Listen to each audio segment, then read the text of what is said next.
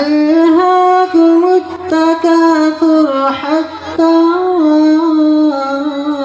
زرتم المقابر كلا سوف تعلمون ثم كلا سوف تعلمون كلا لو تعلمون علم اليقين لترون الجحيم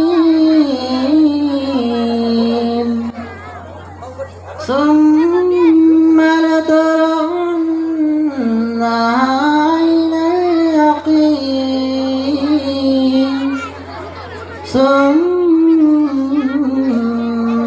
لتسألن يومئذ عن النعيم. صدق الله العظيم.